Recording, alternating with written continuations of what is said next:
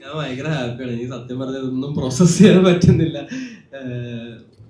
എന്താ അത് അക്സെപ്റ്റ് ചെയ്തതിൽ ഭയങ്കര സന്തോഷമുണ്ട്. എനിക്ക് സത്യം പറഞ്ഞാൽ നല്ല വീടുണ്ടായിരുന്നു. വീണ്ടും ആൾക്കാരെടുത്തിട്ട് കോട്ടയ്യോന്ന്. കാരണം പുതിയൊരു സാധനം ട്രൈ ചെയ്യുമ്പോ ഭയങ്കര പേടിയായിരിക്കും.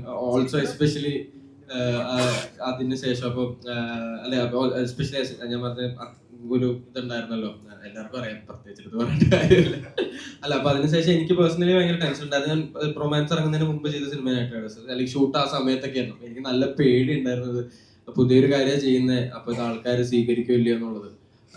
ഇന്ന് ഈ പടം ഇറങ്ങുന്നവരെ എനിക്ക് പേടി ഉണ്ടായിരുന്നു. പക്ഷെ നൗഫലിക്കയും ഇവരെല്ലാരും തന്നെ ഇപ്പോഴും എനിക്ക് കോൺഫിഡൻസ് തരുമായിരുന്നത്. രസമായിട്ട് വന്നിട്ടുണ്ട്, പേടിക്കണ്ട എനിക്ക് നല്ല പേടിക്കായിരുന്നു. അപ്പൊ പക്ഷെ അത് ഇന്ന് എനിക്ക് വന്ന മെസ്സേജുകൾ വായിക്കുമ്പോഴായാലും അല്ലെങ്കിൽ റെസ്പോൺസ് കാണുമ്പോഴായാലും എനിക്ക് ആൾക്കാർ സ്വീകരിച്ചല്ലോ. അപ്പൊ അത് ഭയങ്കര ഹാപ്പിയാണ്, ഭയങ്കര ഗ്രേറ്റ്ഫുൾ ആണ്. Thank you to the audience. Thank you so much.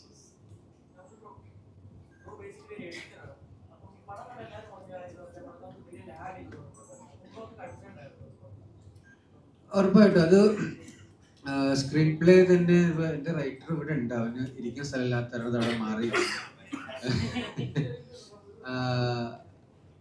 ഭയങ്കര സ്ക്രിപ്റ്റിൽ ഞങ്ങൾ കൺസേൺഡ് ആയിരുന്നു. അത് മാക്സിമം ലാഗ് തിരിച്ചറിഞ്ഞ് അത് സ്ക്രിപ്റ്റിൽ ചോപ്പ് ചെയ്തിട്ടാണ് ഒരു വേർഷൻ ഉണ്ടായത്. എന്നാലും ഷൂട്ട് നമ്മളൊരു ഫസ്റ്റ് കട്ട് ആക്ച്വലി ഒരു 2.5 മണിക്കൂറോളം ഉണ്ടായി. പിന്നെ സീൻസ് കളഞ്ഞിട്ടല്ല ആക്ച്വലി 2:05 എത്തിച്ചത്.